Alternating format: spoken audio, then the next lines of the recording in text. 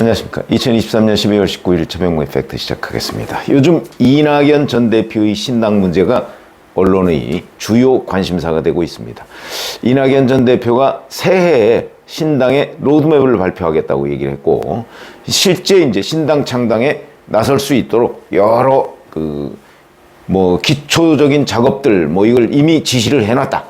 그러면서 이렇게 굴러가는 것처럼 비치니까 이제 많은 언론 매체들이 이낙연 신당 기정사실이다 이렇게 이제 보도를 하고 있는데, 저는 일관되게 그건 기정사실이 아니다 이렇게 얘기를 하고 있습니다. 변화할 수 있다. 그러니까 이낙연 전 대표는 신당을 꼭 만들겠다는 거라기보다는 신당을 만들겠다는 것을 무기로 해서 뭔가 비명계의 지분을 챙길 가능성, 이것도 늘 열려 있다. 그게 만약에 안 될 경우에는 신당을 차려서 나가서 이재명의 민주당을 좀 괴롭히는 이런 방법도 생각해 볼 수 있는 거죠. 그러나 1번은 저는 당내 투쟁이라고 봅니다. 그거는 이제 앞으로도 계속 변화할 것이기 때문에 아마 그 부분에 관해서 누구의 책이 맞을 것인가 하는 것들은 사실 그 의미도 없죠. 그게 왜 그러냐면 정치는 늘 변하는 거기 때문에 그때그때의 상황에 따라서 처음의 계획을 계속 밀고 나갈 수도 있고 수정할 수도 있고 이렇기 때문에 의미는 없지만, 다만 이 시점에서 어떻게 분석을 하냐는 건 대단히 중요한 포인트입니다. 정확한 분석이냐 아니면 자기 기대를 반영해서 그냥 민주당은 쪼개져야지 라고 생각하는 그건 분석이 아니라 주장에 불과한 거죠. 어제 오후에 이재명 대표와 김부겸 전 총리가 용산 CGV에서 열린 다큐멘터리 길루이의 김대중 이 시사회 행사에서 만났습니다. 여기에 원래 이낙연 전 대표도 초청을 받았는데 시간이 좀 달라지는 바람에 이재명 이낙연 간의 만남은 무산됐고 이재명 김부겸 간의 만남이 성사가 된 거죠. 이재명 대표와 김부겸 전 총리는 20일, 그러니까 내일이죠. 내일 공식적으로 만나기로 되어 있습니다. 근데 어제 만나서 몇 마디 얘기를 주고받았는데 거기에 핵심 내용이 저는 다 들어있다고 봅니다. 김부겸 전 총리 시사회가 끝나고 나서 기자들한테 이렇게 얘기했습니다. 당을 위해서 더 큰 폭의 행보를 해달라는 그런 말씀을 드렸다. 얼마나 어렵게 만들어진 정치적 큰 흐름인가. 민주당을 중심으로 한 그동안의 역사를 그걸 더 큰 물줄기로 만들어 주셨으면 좋겠다. 그런 취지다. 여기에 이제 기자들이 이런 질문을 했겠죠. 이낙연 전 대표도 포용해야 한다는 취지냐? 이렇게 물었더니 김부겸 전 총리가 당연히 그렇게 봐야 하지 않겠는가? 이렇게 얘기를 했습니다. 자, 이재명 대표 시사회 전에 기자들한테 이렇게 얘기했습니다. 이런 상황일수록 국민들의 기대에 어긋나지 않도록 힘을 합쳐서 이 위기를 잘 헤쳐나가도록 하겠다. 지금 상황에서 가장 중요한 것은 민주주의와 민생경제 후퇴, 퇴행을 막는 것이다.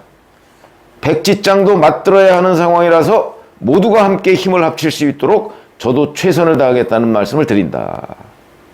그리고 나서 시사회가 끝난 뒤에는 김부겸 전 총리의 더 큰 행보, 이 부분에 관한 기자들의 질문에는 답변을 하지 않았습니다.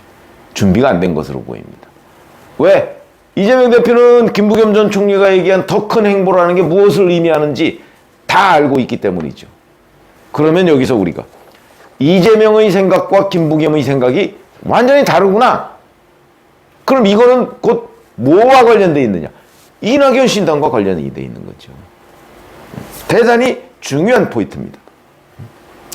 이낙연 전 대표는 새 총리, 이낙연, 김부겸, 정세균 새 총리가 합심해서 뭔가 민주당을 바꿔나갈 수 있을 것처럼 계속 얘기를 합니다. 그러나 정세균 전 총리는 좀 다릅니다. 그러나 새 총리의 공통점, 새 전직 총리의 공통점, 민주당이 지금과 같은 상황이어서는 좀 곤란하다. 이재명의 사장처럼 움직여서는 좀 곤란하다. 이 부분은 공통점인데 그 해법으로 이낙연 전 대표는 신당을 만들어서라도 나가야 된다. 이렇게 지금 얘기를 하고 있는 거고, 김부겸 전 총리는 이재명 대표 쪽, 이제 이 두 전직 총리는 김부겸, 정세균 이 두 사람은 이낙연 신당 안 된다. 그러나 현재의 이재명 사상도 안 된다. 이런 생각을 가지고 있는 거죠. 그러니까 이낙연, 이재명 요 사이에서 김부겸, 정세균은 약간 중립지대에 위치해 있는 겁니다. 저는 이 대목이 굉장히 중요하다고 봅니다. 왜 중요하냐? 이게 결국 이재명 대표와 이낙연 전 대표 사이를 연결시킬 수 있는 일종의 중재자 역할을 할 수가 있거든요. 그게 무슨 말씀이냐면, 자, 이재명, 김부겸은 내일 만나고 이재명, 정세균은 28일에 만납니다. 이게 이제 많은 언론 매체들이 이낙연을 고립시킨다 이렇게 얘기를 하고 있죠. 물론 지금 현재 이재명 대표의 생각은 이낙연 전 대표를 고립시켜서 아예 없애버린다. 그런 생각이 왜 없겠습니까? 굴뚝 같겠죠. 그러나 문제는 이재명 대표의 생각대로 전국이 흘러가지 않습니다.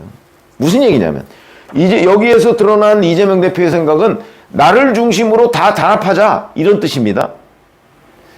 그러나 이낙연, 김부겸, 정세균, 뭐 김부겸, 정세균이야 뭐 그렇다 쳐도 이낙연 전 대표는 당내에서 그래도 이재명 대표 다음으로 뭔가 세력이 있는 사람입니다. 이 사람이 아무런 조건 없이 이재명 대표를 도와준다? 그럴 이유가 없죠. 왜? 그럴 경우에 친명계에 의해서 자기 이낙연계 현역 의원들이나 이낙연계 원외 위원장들이 다 공천 탈락할 가능성이 많은데 그걸 정치적 보스로서 그냥 보고 있어라. 이건 말이 안 되는 거거든요. 그렇기 때문에 그걸 보고 있을 수가 없으니까 그 몫을 지키기 위해서 지금 당내외 투쟁을 병행하고 있는 거다. 이렇게 보시면 됩니다. 그러니까 이재명 생각은 내가 알아서 다 할 테니까 그냥 나를 중심으로 다 일사불란하게 도와줘서 우리 총선 승리합시다. 근데 비명계 공천 얘기는 입 딱 닫고 아무런 대가 없이 비명계가 이재명 대표를 밀고 총선 승리를 위해서 자기 배지는 중요하지만 아무런 대가 없이 그게 과연 가능한가? 자기 공천 탈락할지도 모르는데 이 지점에 생각이 다른 겁니다. 김부겸 전 총리는 그래 단합 이재명 대표 중심 단합 좋은데 비명계한테 뭔가를 보장해 줘야 되는 건 아니야? 그러기 위해서는 이낙연 전 대표를 포용해야 되고 포용하기 위해서는 비명계의 몫을 이낙연 전 대표 계열의 몫을 이재명 대표가 인정해 줘야지 이 생각입니다. 통상이몽이죠. 근데 그 부분에 관해서 김부겸 전 총리의 이런 주문에 관해서 지금 이재명 대표는 답변을 안 하고 있는 거거든요.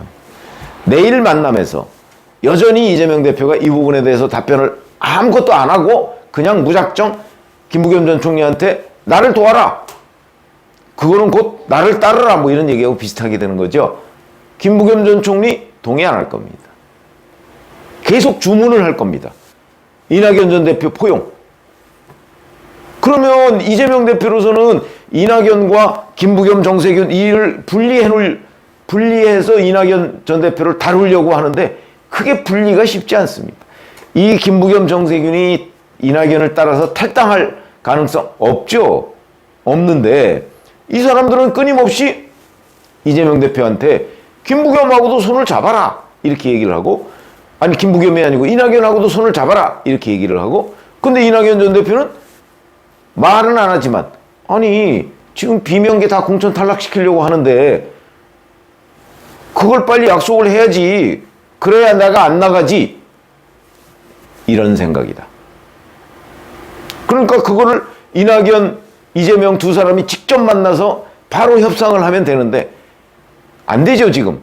워낙 그 심리적으로 지금 거리가 먼 상태이기 때문에 그래서 아마도 김부겸, 정세균 이 두 사람이 이재명 대표 중심의 총선 거기에는 동의를 해줄 텐데 조건은 이낙연 포용 이런 주문이 있을 겁니다.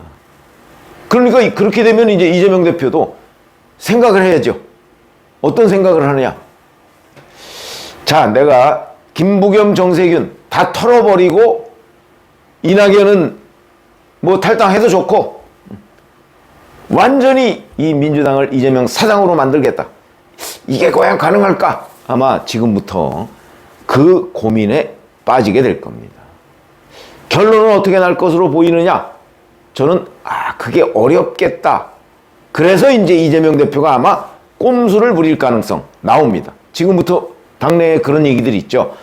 공천을 다 해놓고 그리고 나서 본인이 이선 후퇴. 그게 이제 이낙연 전 대표나 이런 사람 입장에서 보면 의미가 없는 내용입니다.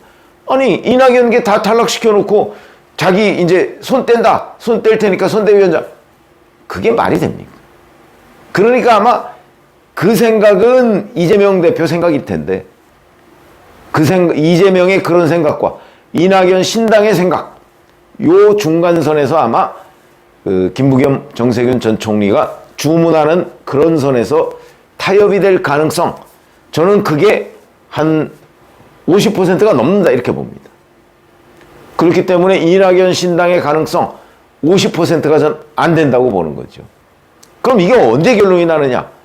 1월 말 아마 2월까지 갈 거려. 그때까지 가야 결론이 나고, 제가 이낙연 전 대표가 1월을 기다린다고 말씀을 드렸죠.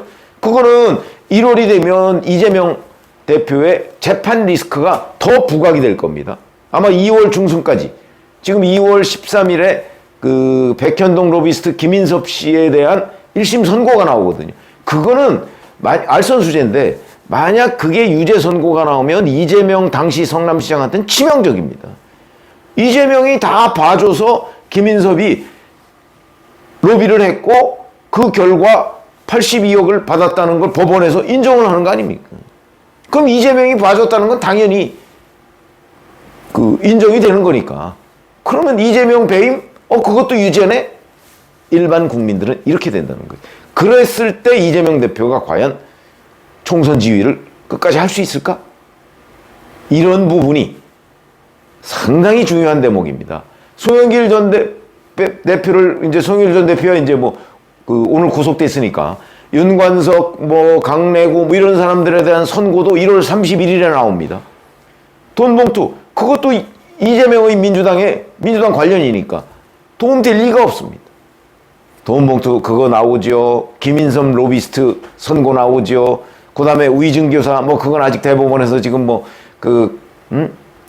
재항고 기각 결정이 아직 안 나오고 있습니다만은 어쨌든 그것도 나올 가능성이 있죠. 그야말로 3중, 4중고를 이재명 대표의 민주당이 1월 말 2월 초쯤에 겪게 됩니다.